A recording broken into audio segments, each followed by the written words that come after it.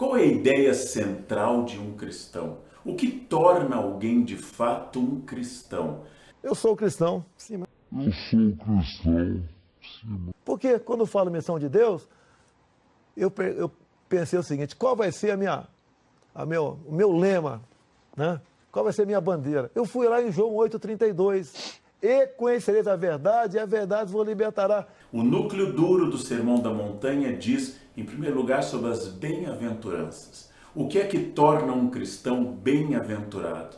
Acima de tudo, fazer a paz, ser misericordioso, ser alguém que perdoa, alguém que não é violento, alguém que permanentemente está inclinado ao serviço do outro.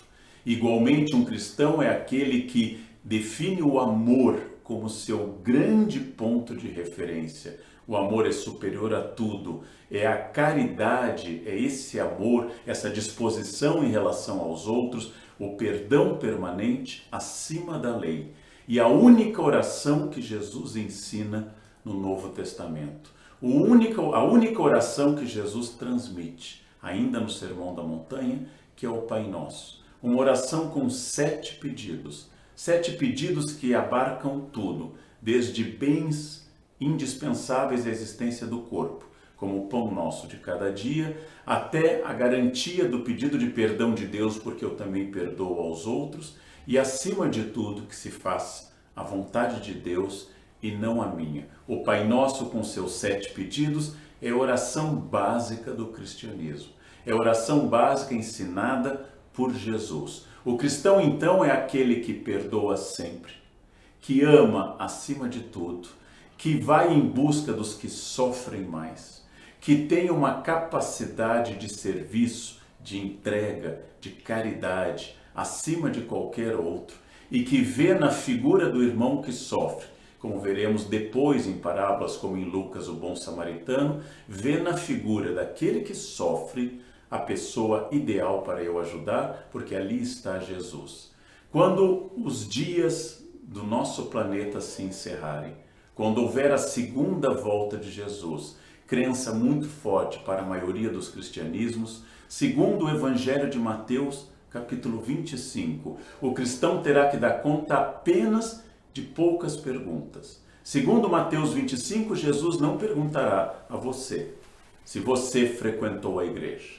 Não perguntará a você se você seguiu os jejuns. Não perguntará a você se você estudou a Bíblia com frequência. Não perguntará a você se você conheceu os dogmas ou fez peregrinações. Perguntará exclusivamente, apenas sobre a caridade. Você amparou aos doentes? Mas quem quiser usar, é problema dele. Se pegar doença, é problema dele. Você visitou aquele que estava preso? Se você praticou a caridade, segundo Mateus 25, você estará entre os eleitos, os salvos, no fim dos tempos. Então o dinheiro público vai para quem tem câncer, para quem tem tuberculose, para quem tem AIDS, a pessoa que foi culpada por pegar, ela que se vira. Concordo contigo. Se for na sacanagem... Eu não acho isso, eu estou reproduzindo o que o senhor falou. É isso mesmo. Se não se cuidou... Problema dele. E aqueles que não praticaram a caridade estarão entre os condenados, aqueles que serão levados para a danação eterna. Então, o centro do cristianismo, definido pelo Sermão da Montanha já citado, e definido pela cena do juízo final de Mateus 25, é a ênfase na caridade, no perdão permanente, naquela busca que o Jesus dos Evangelhos fez a todo instante. Não procurou os homens de bem, não procurou as pessoas que frequentavam o templo, não foi atrás daqueles que se diziam verdadeiros religiosos. Procurou as prostitutas, os publicanos, como o próprio Mateus, cobrador de impostos, que viria a ser seu discípulo. Procurou homens odiados pela sociedade, como Zaqueu. Procurou até curar a filha de um centurião romano, ou seja, um inimigo, um invasor daquela região. Foi em busca daquelas pessoas, leprosos, dos pobres, dos cegos, dos coxos, de todos aqueles que precisavam de ajuda, e criticou duramente aqueles que batiam no peito, como os fariseus, e se anunciavam como os verdadeiros representantes de Deus na terra.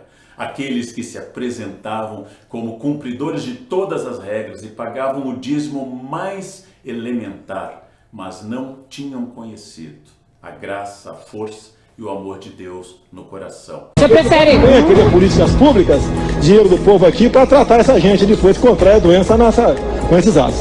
Sobre esses que se consideram pessoas de bem, mas ignoram a caridade, Jesus foi duríssimo. Chamou-os de raça de víboras, chamou-os de sepulcros caiados de branco, chamou-os de incoerentes e hipócritas, capaz de ver um pequeno cisco no olho do irmão, mas incapaz de ver a trave que estava no seu próprio olho. que morra.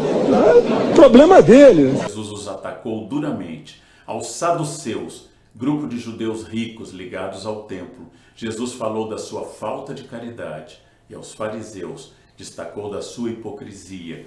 E para a viúva pobre, para as pessoas simples que dão muito pouco porque pouco possuem, Jesus garantiu sobre o Lázaro pobre, a viúva pobre, sobre o samaritano que nem identidade judaica tinha, que esses eram, na verdade, os cumpridores da vontade dele, não aqueles que diziam Senhor, Senhor, que entrariam no reino de Deus, mas aqueles que entendiam que serviço, caridade, perdão, perdoar 70 vezes 7, número judaico para o infinito, virar o rosto para o outro lado quando apanhar no rosto, não ser violento, jamais ser julgador dos outros para não ser julgado. Esse seria o perfil essencial do cristianismo contido nos evangelhos. Que morra. Problema dele.